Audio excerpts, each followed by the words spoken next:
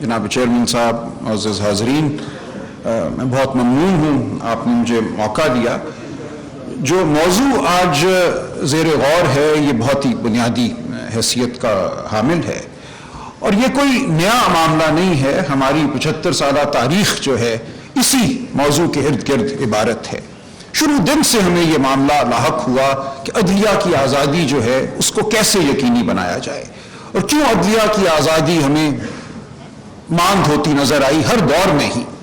ضرور رہے مردان حر جنہوں نے ہر قسم کے جبر کا سامنا کیا، جسٹس کیانی ہوں ایوب خان کے مارشل لاء کے سامنے ڈٹ جانے والے، یا جسٹس ہمدانی ہوں جنہوں نے بھٹو صاحب کو بیل دی جب ان کو سیاست سے بے دخل کرنے بلکہ ان کو زندگی سے بے دخل کرنے کا ارادہ تھا۔ تو ایسے جج صاحبان ہمیشہ ہماری تاریخ کا حصہ رہے ہیں، لیکن ہم نے یہ بھی دیکھا کہ ہر دور میں ہر طالع آزما نے عدلیہ کی جانب نظر دوڑائی اور یہ چاہا کہ جو کچھ اس نے کیا ہے، جو اس نے حدود سے روگردانی کی ہے، اس کو ایک مہر ملے عدلیہ کی جانب سے قبولیت کی۔ یہ تمیز الدین کیس میں بھی ہوا سن 54 میں، جب اسمبلی کو تحلیل کر دیا گیا، جب آئین بننے والا تھا اسمبلی تحلیل ہوئی۔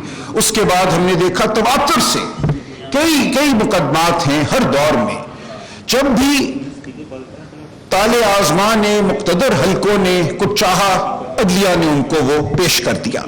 اس میں ضرور استثناء رہا، کچھ لوگ کھڑے ہوئے، کچھ لوگوں نے کہا کہ ہم یہ نہیں کریں گے، دست قاتل کو جھٹک دینے کی ایک روایت بھی ہمارے ہاں موجود ہے، لیکن وہ ایک اقلیتی روایت ہے۔ یہ ہمیں ماننا پڑے گا کہ ہماری اکثریت جو تاریخ ہے عدلیہ کی، اس نے جابر کا ساتھ دیا۔ بھٹو صاحب کا عدالتی قتل، اب ہم اس کو کہتے ہیں، برملا ہمارے سامنے ہے۔ اس فیصلے میں شامل ایک جج صاحب نے بعد میں جب اپنے میموائرز لکھے، اپنی یادداشتیں تحریر کی، تو برملا اس بات کا اظہار کیا کہ ان پر جبر تھا، اور جبر کے ماحول میں ان سے وہ فیصلہ لیا گیا جس کو آج ہم ایک برا فیصلہ کہتے ہیں، جس نے ہر سیاستدان کے لیے ایک تنبیہ کھڑی کی کہ یہ کرو گے، اس حد سے آگے بڑھو گے تو تمہیں کچل دیا جائے گا۔ تو سوال یہ پیدا ہوتا ہے کہ عدلیہ کی آزادی کیسے حاصل ہو؟ ہمارے آئین میں بالکل لکھا ہے، جناب قندل صاحب نے وہ شکیں بھی آپ کو پڑھ کے سنائی، آئین کہتا ہے کہ عدلیہ آزاد ہوگی۔ مجھے وہ دن یاد ہے سن 96 میں جب الجہاد ٹرسٹ، ایک بڑا مشہور ہمارا مقدمہ ہے، جس میں یہ کہا گیا کہ ججوں کی تعیناتی جو ہے وہ صرف وزیر اعظم نہیں کریں گے، اس میں عدلیہ کا رول ہوگا، چیف جسٹس صاحب کا رول ہوگا۔ ہم نے بہت خوشی منائی، مٹھائیاں بانٹی، ہم نے سوچا کہ اب عدلیہ آزاد ہو جائے گی، اب ایسے جج ہمیں میسر ہوں گے جو بہادر ہوں گے، جو فرض شناس ہوں گے، جو جبر کے سامنے کھڑے ہو جانے والے ہوں گے۔ لیکن ایسا نہ ہوا۔ مارشل لاء پھر لگا سن 99 میں، اس کے بعد پھر مقدمے آئے جنہوں نے مارشل لاء کو تقویت دی، قبول کیا، گلے لگایا اور اس کو آئین کا حصہ بنا دیا۔ تو وہ جو مقصد تھا ہمارا وہ ہمیں حاصل نہیں ہوا۔ اس کے بعد پھر تگ و دو ہوئی، پھر ہم نے کوشش کی، لائرز موومنٹ چلی، ہم اس میں جیلوں میں گئے، بہت سے میرے دوست یہاں بیٹھی ہیں، بشمول میرے 1 سال 1.5 سال ہم نے وکالت نہیں کی، 2 دفعہ میں جیل گیا، سر پہ ڈنڈے کھائے، بازوؤں پہ ڈنڈے کھائے، اس تگ و دو میں کہ ہم نے عدلیہ کو آزاد کرانا ہے۔ اور وہ عدلیہ ہوئی بحال، لیکن کیا وہ عدلیہ بحالی کے بعد اس طرح سے آزاد ہمیں نظر آئی جو ہماری توقع تھی؟ مجھے غم سے کہنا پڑتا ہے کہ ایسا پھر نہ ہوا۔ ایک بار پھر ہم نے دیکھا کہ ہماری کوشش تو بالکل برحق تھی، لیکن نتیجہ وہ ہمیں سامنے آتا نظر نہیں آیا جس کی ہمیں خواہش تھی۔ آج ہم پھر کھڑے ہیں، ہمیں پھر تمنا ہے عدلیہ کی آزادی کی۔ ہمارا آئین ہم نے 18ویں ترمیم کے ذریعے تبدیل کیا، اس میں ہم نے عدلیہ کو پھر آزاد کرنے کی کوشش کی۔ ہم نے کہا کہ پھر تعیناتی کا جو ذریعہ ہے وہ فرد واحد نہیں ہوگا، ایک جوڈیشل کمیشن ہوگا، ایک پارلیمانی کمیٹی ہوگی، اور ہماری یہ خواہش تھی کہ اب ایسے مردان حر سامنے آئیں جو ڈٹ جائیں، جو جبر کے سامنے ڈٹ جائیں، جو انصاف کی بات کریں ہر دور میں اور ہر مرحلے پر۔ لیکن کیا ہم نے یہ حاصل کر لیا؟ مجھ سے اگر آپ سوال کریں تو میں کہوں گا کہ بہت قابل احترام جج صاحبان یقیناً ہماری عدلیہ میں موجود ہیں، لیکن عدلیہ کا مجموعی جو رول رہا ہے وہ کوئی بہت یکسر تبدیل نہیں ہوا۔ ہم آج بھی عدلیہ کی آزادی کے اسی طرح خواہاں ہیں جیسے جب میں نے وکالت 30 سال پہلے شروع کی تو اس وقت تھے، یا جب میرے والد نے اس سے 40 سال پہلے وکالت شروع کی تو وہ تھے۔ وہ ایک خواب ہے جو چلتا ہی چلا جا رہا ہے، اور یہ ہمیں سوچنے پہ مجبور کرتا ہے کہ کیا وجہ ہے کہ اس تمام تگ و دو کے باوجود ہمیں وہ آزادی، عدلیہ کی وہ آزادی نظر نہیں آتی، میسر نہیں ہوتی جس کے ہم طلبگار ہیں۔ اور مجھے یہ کہنا پڑتا ہے کہ عدلیہ کی آزادی کا تعلق صرف عدلیہ سے نہیں ہے، عدلیہ کی آزادی کا تعلق ہماری مجموعی آزادی سے ہے۔ جب تک ہم تمام لوگ، ہماری سیاست جبر کے تابع ہوگی، ہماری عدلیہ بھی جبر کے تابع رہے گی۔ جس آزادی کا ذکر جناب عمران خان صاحب آپ نے کیا ہے، میں اس کی تائید کرتا ہوں۔ میں سمجھتا ہوں یہ روح کی آزادی ہے جس کی ہمیں ضرورت ہے۔ جب تک روح آزاد نہیں ہوتی، کاغذ پہ آئین میں شکیں لکھ دینے سے، آئین میں ترمیم کر دینے سے آزادی حاصل نہیں ہوتی۔ اور روح کب آزاد ہوتی ہے؟ یہ ایک بہت بڑا سوال ہے۔ روح تب آزاد ہوتی ہے جب وہ خوف سے آگے بڑھ جاتی ہے۔ مختلف خوف ہیں جو ہمیں لاحق رہتے ہیں، اندیشہ ہے فردہ، اندیشہ ہے زود و زیاں، یہ خوش ہو جائے گا، وہ ناراض ہو جائے گا، مجھے یہ عہدہ مل جائے گا، میں یہاں خاموش ہو جاؤں تو میں فلاں جگہ ترقی پا جاؤں گا، میرا مقدمہ ٹھیک ہو جائے گا۔ یہ تمام خوف ہیں، یہ تمام لالچیں ہیں جن کو لے کر ہم اپنی زندگیاں بسر کرتے ہیں بطور وکیل اور بطور شہری۔ لیکن جب تک ہم اس خوف سے آگے نہیں بڑھیں گے، میری نظر میں ہم نہ بطور شہری آزاد ہوں گے، نہ بطور جج آزاد ہوں گے۔ لہٰذا یہ خوف ہے جس کو ہم نے عبور کرنا ہے۔ جب تک ہم اس خوف کو عبور نہیں کریں گے، اس وقت تک ہمیں کسی قسم کی آزادی حاصل نہیں ہوگی۔ کاغذ پر آپ جتنی مرضی آزادیاں لکھ دیجئے، جتنی مرضی شکیں آپ آئین میں ڈال دیجئے، ہم آزاد نہیں ہوں گے۔ اور آزادی کب میسر ہوتی ہے؟ پھر یہ سوچنے کا ایک مرحلہ ہے۔ ایک تو ذاتی آزادی ہے کہ میں ڈٹ جاؤں، میری روح میں بالیدگی ہو، میرے اندر کوئی بڑے نصب العین کو حاصل کرنے کا جذبہ ہو اور میں اس جذبے کے لیے جھک جاؤں اور میں کہوں کہ ایسا نہیں ہے کہ مجھے عشق کی آگ اندھیر ہے، میرے اندر ہے عشق، میرے اندر ہے خودی، میں حاصل کرنا چاہتا ہوں ایک بڑا نصب العین۔ یہ تو ایک ذاتی میری خودی کا ایک مظہر ہو سکتی ہے۔ لیکن ہمارا جو نظام ہے اس پہ بھی تو ایک جبر کا سایہ ہے، اور شروع دن سے وہ جبر کا سایہ ہے۔ ہم دیکھتے ہیں ایک سن 49 میں 1949 میں پہلی ہماری کنسٹیٹیوئنٹ اسمبلی کے تمام ممبران کے خلاف انکوائریاں تھی کرپشن کی۔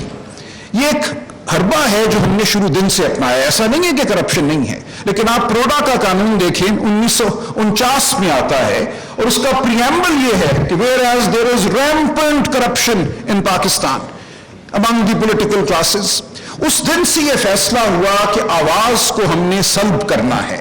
اس ملک میں سیاسی آواز، جمہوری آواز ہماری مرضی کے بغیر نہیں اٹھے گی۔ وہی آواز سنائی دے گی جس کو ہم چاہیں گے کہ وہ سنائی دے، اس کے علاوہ کسی آواز کا اس ملک میں، اس سرزمین پہ کوئی عمل دخل نہیں ہوگا۔ اس کے بعد تمیز الدین کیس کا میں نے ذکر کیا۔ ہم 60 کی دہائی دیکھتے ہیں، ایوب خان صاحب کا زمانہ، بہت ترقی ہوئی، بہت اچھی باتیں بھی تھی، لیکن یہ وہی دور ہے جس میں محترمہ فاطمہ جناح کو انڈین ایجنٹ کہا گیا، غدار کہا گیا۔ اس کے بعد ہم دیکھتے ہیں جب ثانیہ مشرقی پاکستان ہو جاتا ہے، وہ شخص جو محترمہ کا پولنگ ایجنٹ تھا، ان کا دست راست تھا شیخ مجیب، وہ اب ہمیں غدار کی شکل میں نظر آتا ہے، ہمیں پیش کیا جاتا ہے۔ وہاں سے ہم آگے بڑھتے ہیں، ایک جمہوری دور آتا ہے، بھٹو صاحب کا دور۔ لیکن کیا کیا جاتا ہے بھٹو صاحب کے ساتھ؟ مارشل لا، اور اس کے بعد ایک عدالتی قتل۔ جس آواز کو جمہوری طریقے سے دبایا نہیں جا سکا، اس کو جبر کے ذریعے دبایا گیا، اور ہر دور میں عدلیہ نے ساتھ دیا۔ وہ مارشل لا کی قبولیت ہو، وہ اس کے بعد اسمبلی کی تحلیل کا معاملہ ہو، وہ کسی پارٹی کو تحلیل کرنے کا معاملہ ہو۔ نیشنل عوامی پارٹی کو سن 75 میں تحلیل کیا گیا۔ آج پھر وہ گونج میں سن رہا ہوں، ان مقدموں کو نکالا جا رہا ہے، جھاڑا جا رہا ہے کہ کیا ہوا تھا۔ شاید دوستوں کو یاد نہ ہو، سن 75 میں جب نیشنل عوامی پارٹی کو تحلیل کیا گیا تو ایک جج صاحب تھے ہمارے، جو اس وقت لا سیکرٹری تھے بطور ہائی کورٹ کے جج کے، انہوں نے نیشنل عوامی پارٹی کے خلاف ریفرنس تیار کیا۔ وہ ریفرنس سپریم کورٹ میں دائر ہوا، ان کو فی الفور سپریم کورٹ کا جج بنایا گیا، اور اس ریفرنس کو سننے کے لیے آ کے وہ بینچ میں بیٹھ گئے۔ اور ولی خان صاحب نے عدالت میں آ کے کہا کہ صاحب یہ تو آپ کا بنایا ہوا ریفرنس ہے، اپنے ریفرنس کا آپ فیصلہ کریں گے کہ یہ میں نے ٹھیک بنایا کہ نہیں، تو برائے مہربانی کو بڑا بینچ تشکیل دے دیا جائے، بینچ کو تبدیل کر دیا جائے۔ وہ نہیں ہوا، پارٹی تحلیل ہو گئی۔ یہ ہماری روایت کا حصہ ہے۔ ہمیں اس روایت کو بھولنا نہیں ہے، اس کو ہمیں برا کہنا ہے، ہمیں یاد دہانی کراتے رہنا ہے کہ ہم ماضی کو بھولے نہیں ہیں۔ اس کے بعد ہم دیکھتے ہیں 80 کی دہائی میں جو ہوا، مارشل لا کا دور تھا، اس میں بہت سے ججوں کو فارغ کیا گیا جن کے حوالے سے اعتبار نہیں تھا کہ یہ ہاں میں ہاں ملائیں گے۔ اس کے بعد جو بچی کچی عدلیہ رہ گئی، اس نے بھی ایک بڑا باکمال فیصلہ دیا جو میں سمجھتا ہوں ہمارے لیے آج بھی مشعل راہ ہے۔ سن 88 میں اس وقت کے مارشل لا ڈکٹیٹر یہ چاہتے تھے کہ ایک سیاسی جماعت، ملک کی بڑی سیاسی جماعت پیپلز پارٹی کو الیکشنوں سے باہر کر دیا جائے۔ ایک قانون بنایا گیا جس کے تحت یہ ضروری قرار دیا گیا کہ پارٹیاں جو ہیں اپنے قوائف جمع کرائیں گی اور پھر الیکشن کمیشن فیصلہ کرے گا کہ کون سی پارٹی جو ہے وہ اس قابل ہے کہ اس کو الیکشن میں حصہ لینے دیا جائے، اس کی رجسٹریشن کی جائے یا نہ کی جائے۔ مارشل لا ابھی موجود تھا، اس وقت کے مارشل لا ڈکٹیٹر ابھی حیات تھے، ان کے ہوتے ہوئے سپریم کورٹ نے ایک شاندار فیصلہ دیا سن 88 میں، جس میں انہوں نے کہا کہ بنیادی حق ہے یہ ہر شہری کا کہ وہ سیاسی جماعت بنائے، سیاسی جماعت کا ممبر ہو اور بطور ممبر الیکشن میں حصہ لے اور اپنی پسند کے کینڈیڈیٹ کو ووٹ دے۔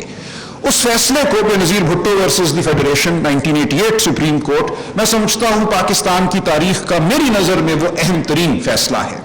اس نے بہت سے حقوق کو نہ صرف یاد کرایا ہمیں بلکہ عملی طور پہ موقع دیا کہ ان حقوق پر عمل کیا جا سکے۔ اس کے بعد الیکشن ہوا اور ایک جمہوری عمل کا انعقاد ہوا۔ لیکن کیا دیکھا ہم نے؟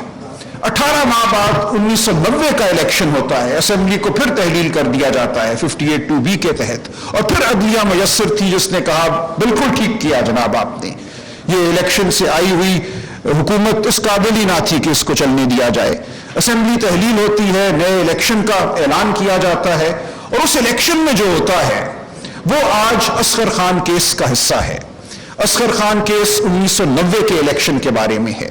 1990 کے الیکشن میں جو رول ادا کیا مقتدر حلقوں نے، وہ بات بعد میں جب اصغر خان کیس کا 2012 میں فیصلہ ہوا وہ بات کھل کے سامنے آ گئی۔ مجھے سعادت نصیب ہوئی، میں اصغر خان صاحب کا وکیل تھا اس مقدمے میں، 16 سال اصغر خان صاحب ڈٹ کے کھڑے رہے۔ ان کی 13 سالی کے باوجود وہ ہلکا ہلکا چلتے ہوئے عدالت آتے تھے، لیکن آخری دن تک وہ عدالت آئے اور انہوں نے کہا یہ میرا قرض ہے، اس قوم کا مجھ پہ قرض ہے کہ میں یہ مقدمہ لڑوں اور اس ملک کی سیاست کو جبر سے آزاد کراؤں۔ جو کچھ 1990 میں ہوا تھا وہ آئندہ نہیں ہونا چاہیے۔ مقدمہ بھی ہو گیا، فیصلہ بھی آ گیا، جو لوگ ملوث تھے ان کے نام بھی سامنے آ گئے، ان صاحب کا کیا رول تھا، آرمی چیف کا، DG/ISI کا کیا رول تھا، تفصیل سے ایک فیصلہ 600 صفحات پر مشتمل وہ لکھ دیا گیا۔ لیکن اس کے بعد کیا ہوا؟ 2012 کے بعد ہمیں کہا گیا خبردار اس فیصلے پر اگر عمل کرانے کی کوشش کی۔ فیصلے میں ایک تھا کہ جن لوگوں نے اپنے اوتھ سے بڑھ کر سیاسی معاملات میں مداخلت کی، ان کا اوتھ، ان کا حلف ان کو منع کرتا ہے کہ آپ نے سیاست میں مداخلت نہیں کرنی، آپ نے سیاستدانوں سے رابطے نہیں کرنے، آپ نے پیسے نہیں بانٹنے، ان لوگوں کے خلاف کچھ تو کارروائی ہو۔ اصغر خان صاحب کی وفات کے بعد ان کی 92 سالہ بیوہ عدالت میں آئیں یہ تقاضا کرنے کہ اصغر جس مقدمے کے لیے اتنے سال لڑے اس کا کچھ نتیجہ تو سامنے آئے، کچھ عمل تو ہو، کوئی تعدیبی کارروائی تو کی جائے، کسی کو تو کہا جائے کہ تم نے جو کیا وہ غلط تھا، اس کی یہ تمہیں اب سزا ہم دیتے ہیں، خواہ وہ ایک معمولی سزا ہی ہو، لیکن کچھ نہ ہوا اور ہم لوگ بطور معاشرہ خاموش کھڑے رہے۔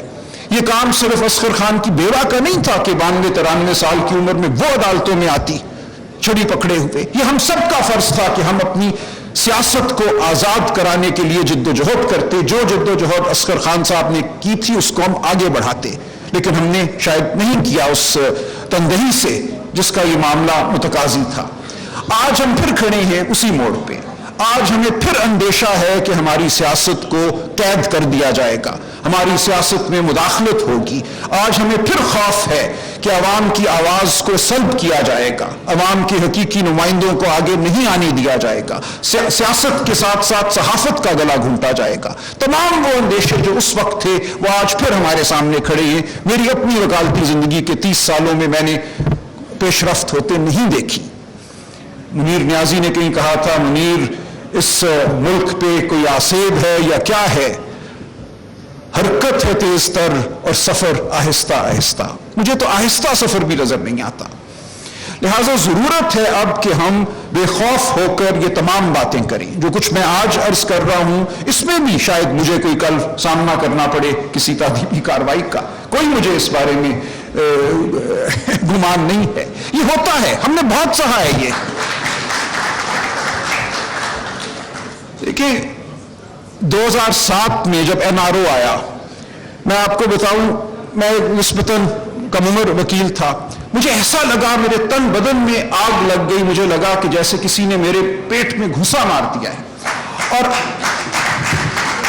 میں بیٹھ کر میں نے ایک پٹیشن بنائی، اس کو میں اپنے نام سے یا اپنے کسی جونیئر کے نام سے عدالت میں دائر کرنا چاہتا تھا، لیکن قدرت کے اپنے کام ہوتے ہیں. اچانک ڈاکٹر مبشر حسن صاحب کا مجھے فون آیا، سلمان میری عمر اب 90 سال ہونے کو ہے، ایسا کالا قانون میں نے اپنی زندگی میں نہیں دیکھا، ہم نے انگریز کا بھی سامنا کیا تھا، یہ کیا کیا انہوں نے، میں مقدمہ دائر کرنا چاہتا ہوں. میں نے کہا پٹیشن تیار ہے، بسم اللہ آئیے آپ کا نام لکھتے ہیں اور اس کو ہم دائر کرتے ہیں. اور وہ ہم نے دائر کی. آج تک مجھے یاد ہے یہ دن تھا 9 اکتوبر 2007. ایک فل بینچ کے سامنے معاملہ لگا، ہم نے بحث کی، انہوں نے ایک آرڈر بھی پاس کر دیا. اس کے بعد بہت ہم پہ تنقید ہوئی. اگلی تاریخ 5 نومبر 2007 سپریم کورٹ میں رکھی گئی. 4 نومبر کو میں گرفتار ہو جاتا ہوں. 4 نومبر اور 5 نومبر کی درمیانی رات ماڈل ٹاؤن تھانے میں بیٹھا میں یہ سوچ رہا تھا کہ صبح جو میں نے فل کورٹ کے سامنے مقدمہ آرگیو کرنا تھا اس کا کیا ہوگا. 3 نومبر کی ایمرجنسی لگ چکی تھی. 2 ہفتے کے بعد بیل ہوتی ہے، باہر نکلتا ہوں، پھر پولیس میرے گھر آتی ہے چھاپا مارنی اور میں دیوار پھلانگ کے بھاگتا ہوں اور 2 ہفتے پھر میں غائب رہتا ہوں. تو ہم نے یہ سب کچھ کیا اس لیے کہ قانون کی کہیں اصلاح ہو جائے، ہماری جو روح ہے وہ جاگ اٹھے، ہم خوف سے بیدار ہو جائیں. اور وہ تگ و دو آج بھی جاری ہے. لہٰذا جب ہم بات کرتے ہیں عدلیہ کی آزادی کی تو ہم بات کر رہے ہیں اس ملک اور اس قوم کی آزادی کی. یہ صرف کسی قانون کو بدلنے سے، آئین کو بدلنے سے آزادی ہمیں حاصل نہیں ہوگی. یہ ایک سیاسی جد و جہد کا نتیجہ ہوگی. یہ اس عزم کا نتیجہ ہوگی جو نہیں مانتا جبر کو. جب تک یہ عزم ہماری قوم میں عام نہیں ہوگا، اور میں اپنے تمام قائدین کو آج یہ مخاطب کر کے کہتا ہوں، التجا کرتا ہوں آپ سے بالخصوص، لیکن جو بھی سنے میں اس سے یہ التجا کرتا ہوں کہ کارندہ بننا کسی کا چھوڑ دو، عوام کے کارندے بنو، کسی اور کے کارندے مت بنو.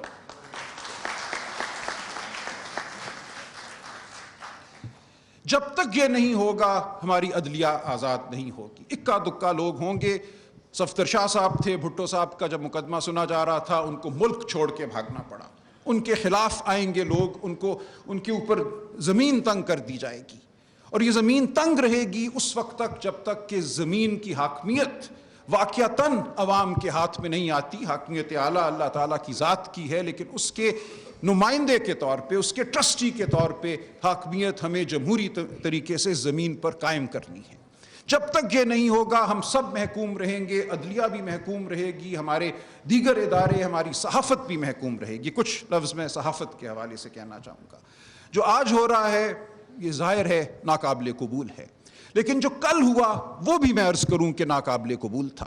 آج اگر عمران ریاض خان یا ارشد شریف صاحب دربدر ہیں تو کل اگر مطیع اللہ جان پہ کوئی جبر تھا تو وہ بھی ناقابل قبول تھا. آج اگر ایک چینل آف ایئر ہے تو کل جو چینل آف ایئر تھا وہ بھی ناقابل قبول تھا.